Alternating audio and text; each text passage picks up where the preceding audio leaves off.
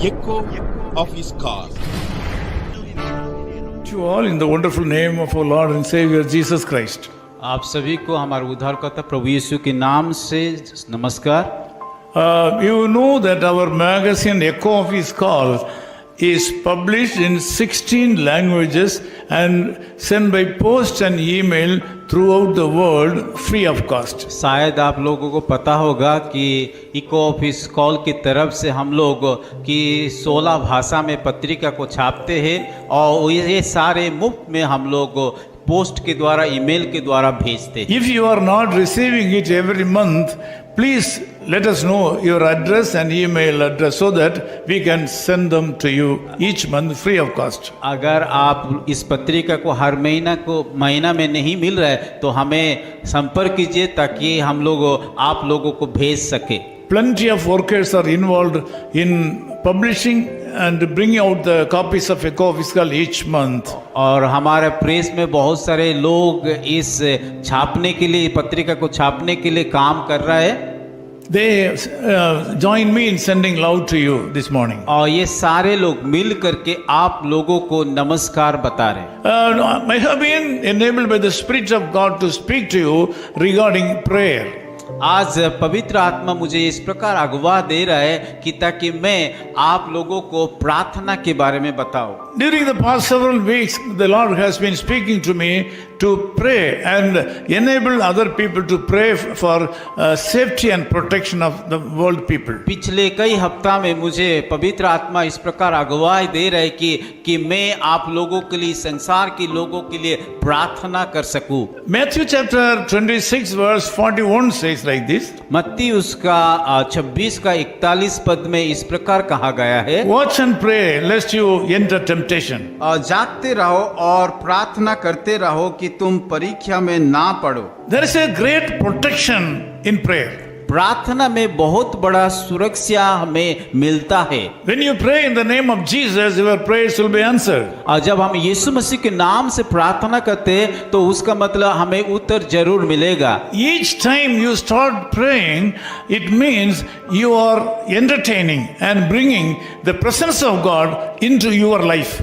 और जितनी बार आप लोग यीशु मसीह के सम्मुख में जाकर के प्रार्थना करते हैं उस समय उसके उपस्थिति को आप उपलब्ध कर सकते हैं। No one can start praying without the help of the Holy Spirit. कोई भी व्यक्ति पवित्र आत्मा की सहायता बिना प्रार्थना नहीं कर सकता है। So we cannot separate the Almighty God and prayer. और इसीलिए परमेश्वर को और प्रार्थना को हम अलग नहीं कर सकते हैं। Several times Jesus had to pass through the test of life in his whole life. और उस यीशु मसीह के जीवन में देखते हैं कई प्रकार का परीक्षा, कई प्रकार का समस्या को उन्होंने सामना किया है। During all this hard situation, he was not worried, like he didn't sit in a place and cry.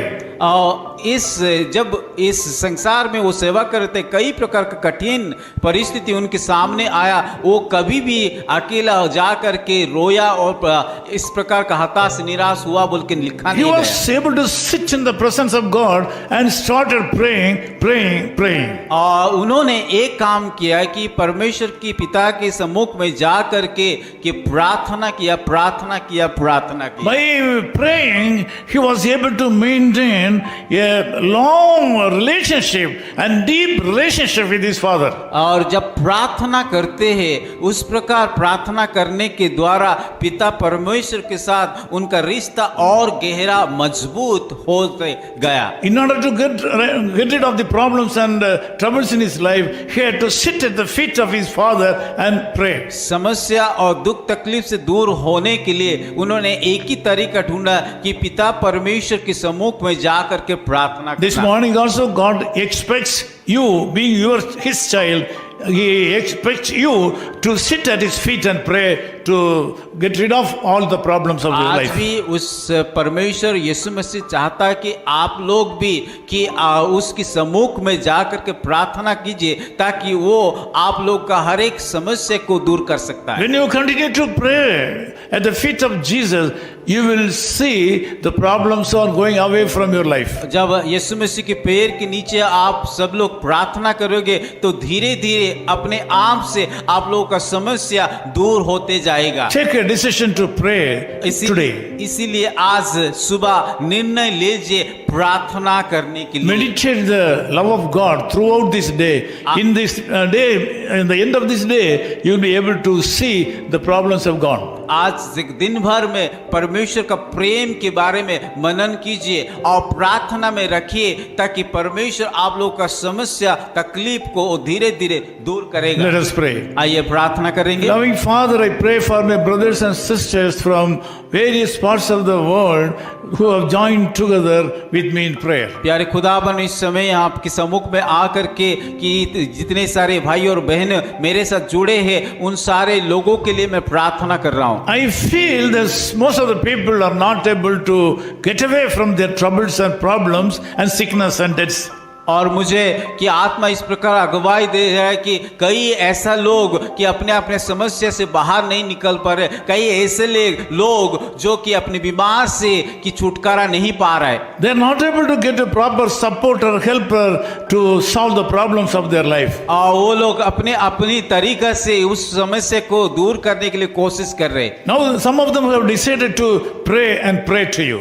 पर आज वो सारे लोग निर्णय लिया कि आपके सम्मुख में उन लोगों का समस्या लेकर के प्रार्थना करने के लिए। Lord, I ask you to bless them and heal them and deliver them. प्रभु, मैं प्रार्थना करता हूँ उन सारे लोगों को आशीषित कीजिए और छुटकारा दीजिए। This day should be a day of deliverance and healing. प्रभु, आज का दिन होने पाए कि एक छुटकारा का दिन, एक चंगाई का दिन हो पाए। In Jesus' name we pray. यीशु मसीह के नाम से प्रार्थना करता हूँ। His call ministries 10 Muhammad Abdullah 2nd Street, opposite International Cricket Stadium, Chepauk, Chennai 600005, India.